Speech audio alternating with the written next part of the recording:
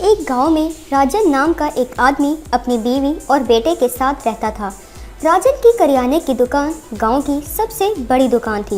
उसकी दुकान काफ़ी अच्छी चलती थी क्योंकि उसकी दुकान पर हर चीज़ अच्छी क्वालिटी की मिलती थी। राजन की दुकान से काफ़ी अच्छी खासी कमाई होती थी। उनका घर भी गांव का सबसे अच्छा और बड़ा घर था और घर में किसी चीज़ की कोई भी कमी नहीं थी।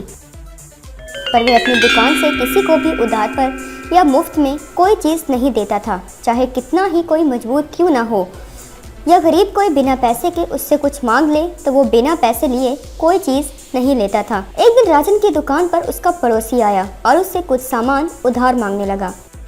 अरे भैया, मुझे घर के लिए कुछ राशन चाहिए था। घर में सामान ख़त्म हो गया है भैया, पर मेरे पास पैसे नहीं हैं। 2-4 दिनों में जैसे ही मुझे तनख्वाह मिलेगी मैं तुम्हारे पैसे लौटा दूंगा। देखो भाई, मेरी दुकान पर सभी चीज़ें अच्छी क्वालिटी की मिलती हैं, पर मैंने एक असूल बना रखा है कि मैं उधार नहीं देता, समझे? अरे भाई, वो तो ठीक है, पर मैं तो तुम्हारा पड़ोसी हूँ। क्या तुम मुझे भी उधार नहीं दोगे? तुम जानते हो कि 2-4 दिनों में मैं तुम्हारे पैसे लौटा दूंगा। सॉरी भाई, मुझे माफ़ कर दो उधार के लिए। जब तुम्हारे पास पैसे आ जाए ना, तब आकर सामान ले जाना, ठीक है ना? पड़ोसी के बार बार कहने पर भी राजन ने उसे उधार नहीं दिया। गांव के लोग उसकी आदत की वजह से काफ़ी परेशान थे। ये जान कर के भी लोगों को उधार नहीं देता था। एक दिन गांव के बुजुर्ग राजन को समझाते हैं। देखो भाई अर्जुन, तुम्हें भगवान ने बहुत कुछ दिया है, तुम्हें थोड़ा बांटना चाहिए।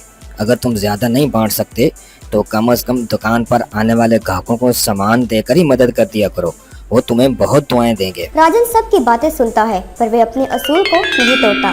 सारा गांव उसकी इस आदत को जानता था। वहीं दूसरी तरफ गांव में एक धर्मशाला थी। धर्मशाला में हर दिन भूखे लोग आते और उन्हें भर पेट खाना मिलता। उस धर्मशाला में गरीबों को मुफ्त खाना दिया जाता था और बहुत से गरीब लोग वहां आकर खाना खाते। उस धर्मशाला में 4 लोग खाना बनाने के लिए रखे गए थे और शामू उस धर्मशाला का रखवाला था। चाहे कोई गांव का हो या गांव से बाहर का, कोई भी अगर भूखा आता तो उसे खाने के लिए दिया जाता। लोग खाना खाकर बहुत सारी दुआएं देकर जाते। गांव के लोग इस धर्मशाला को चलाने वाले को बहुत दुआएं देते थे। शामू उस धर्मशाला की देखभाल करता था। राजन का बेटा स्कूल में पढ़ता था। राजन के घर में कोई कमी नहीं रखी थी, पर उसकी बीवी और उसका बेटा राजू उससे उस बात पर नाराज रहते थे कि वो इतना पैसा होते हुए भी किसी किस्म की खैरात नहीं करता। एक दिन राजू अपनी माँ से कहता है, देखो ना माँ, भगवान ने पिताजी को कितना पैसा दिया है, उन्हें चाहिए कि थोड़ा बहुत बांटा करें। गांव में लोग उनके बारे में उल्टी सीधी बातें करते हैं। हाँ बेटा, मैं भी उन्हें कई बार समझा चुकी हूँ, पर वो मेरी बात कभी सुनते ही नहीं। अब देखो, गांव के चौक पर एक धर्मशाला है, इतना धन वहाँ जाता है और कई भूखे लोग रोजाना वहाँ खाना खाते हैं। इतना दान नहीं सी, मगर थोड़ा बहुत तो तुम्हारे पिताजी दे ही सकते हैं, पर वो नहीं देते। तभी राजन वहाँ पर आ जाता है और उनकी बातें सुन लेता है। हाँ देखो, मुझे कुछ भी समझाने की ज़रूरत नहीं है। मुझे जो करना है वो मुझे पता है। क्या तुम लोगों को मैंने कभी किसी चीज़ की कमी होने दी है? उसकी ऐसे बातें सुनकर राजू और उसकी माँ चुप हो जाते हैं। वे समझ जाते हैं कि वो राजू को नहीं समझा पाएंगे। इसी तरह दिन गुजर रहे थे। गांव की धर्मशाला खूब बढ़िया चल रही थी और बहुत से भूखे वहाँ खाना खा रहे थे और इस तरह राजन के रवैये में कोई फ़र्क नहीं आ रहा था। उससे कोई फ़र्क नहीं पड़ता था कि गांव के लोग उससे क्या कहते हैं। गांव के लोग उसके बारे में तरह तरह की बातें करते हैं।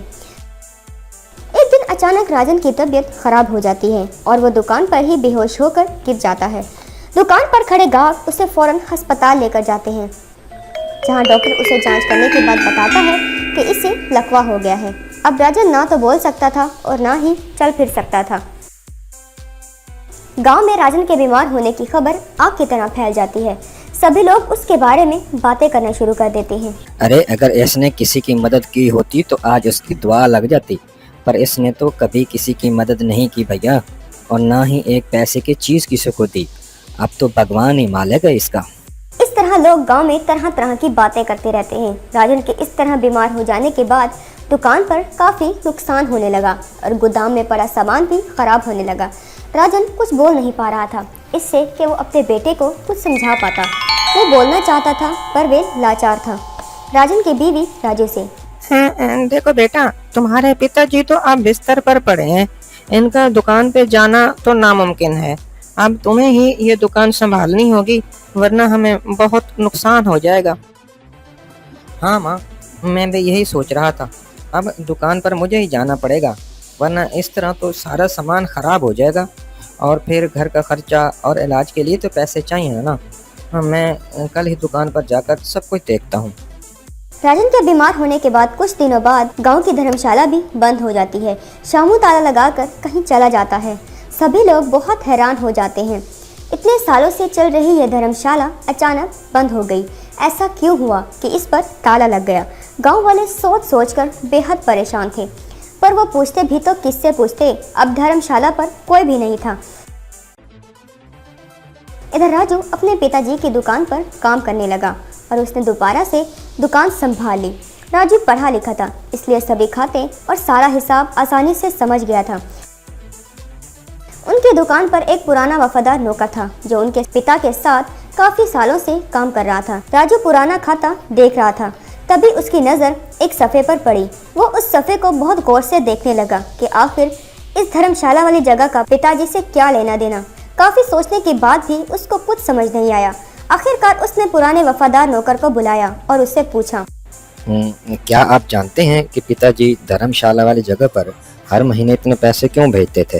नौकर चुपचाप सर झुकाकर खड़ा रहा और कुछ नहीं बोला। राजू के दोबारा जोर देने पर उसने बता दिया, सर, मैं तुम्हारे पिताजी के साथ बहुत अरसे से काम कर रहा हूँ। वो एक बहुत ही अच्छे इंसान हैं। वो काम करने वाले सभी नौकरों को अच्छी खासी तनख्वाह देते हैं और ज़रूरत पड़ने पर मदद भी करते हैं, पर वो नहीं चाहते थे कि उनकी मदद लोगों के सामने ज़ाहिर हो। तुम्हें जानकर हैरानगी होगी, धर्मशाला में जितने भी लोग खाना खाते थे वो सभी तुम्हारे पिताजी ही करते थे। गांव वाले ना जाने उनके बारे में काफ़ी बुरी बुरी बातें करते, पर उन्होंने कभी भी इस अच्छाई को लोगों के सामने ज़ाहिर नहीं किया। वो कहते थे कि इंसान अच्छा काम करे तो उसका ढंढोरा ना मचाए। नौकर के मुंह से ये बातें सुनकर राजू को पैरों तले से जमीन खिसक गई। वो मन ही मन बहुत पछताने लगा। उसने अपने पिताजी को इतनी बातें सुनाई थी। वो मन ही मन में अपने पिता के कामों पर फख्र महसूस करता है और अगले ही दिन धर्मशाला में गरीबों के लिए खाना शुरू करवा देता है। राजू शामू को अपने पास बुलाकर उसे सब समझाता है। हाँ, देखो भैया, मेरे पिताजी ये धर्मशाला चलाते थे, पर किसी को भी इसकी कोई खबर नहीं थी। उनके नाम कहीं पर भी नहीं आता था। उन्हें ये पसंद नहीं था कि उनके किए हुए काम के बारे में कोई जाने। हाँ, जी, जैसा आप कहें। पहले भी सेठ जी ने मना किया था, इसलिए आज तक ये बात किसी को भी पता नहीं चली। आगे भी मैं किसी से नहीं कहूँगा। सेठ जी जैसे लोग दुनिया में बहुत कम होते हैं। भगवान उन्हें तंदुरुस्त करे। अब वो बहुत बीमार हैं और कुछ भी नहीं कर पा रहे, पर मुझे पता चल गया है कि इस धर्मशाला का सारा खर्च मेरे पिताजी उठाते थे। अब मैं दोबारा से ये शुरू करना चाहता हूँ। पहले की तरह से ही काम शुरू करवा दीजिए और भूखे और ज़रूरतमंद लोगों के लिए खाना बनवाना शुरू कीजिए।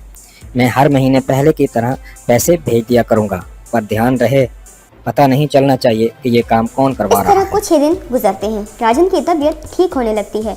राजन के घर वाले बहुत खुश होते हैं। राजन का डॉक्टर राजू से कहता है, ये तो एक जादू है। ऐसे मरीज मैंने इतनी जल्दी ठीक होते हुए नहीं देखे, मगर तुम्हारे पिताजी इतनी जल्दी ठीक हो गए, ये तो काफी खुशी की बात है। राजू मन ही मन में समझ गया। हाँ, आखिर नेकी का फल तो कभी न कभी मिलता ही है। मेरे पिताजी ने ना जाने कितने गरीबों और भूखों को खाना खिलाया है, जिनकी दुआएं इनको लगी हैं, और आज वो बिल्कुल ठीक हो गए हैं। इसके बाद से राजन और उसके बेटे के अलावा ये बात कोई नहीं जानता था कि धर्मशाला में खाना कौन भेजता है। धर्मशाला फिर से भूखे लोगों का पेट भरना शुरू कर देती है। राजन पहले की तरह धर्मशाला चलाता रहता है, पर गांव में किसी को ये पता नहीं था कि इस धर्मशाला का खर्चा आखिर कौन उठाता है।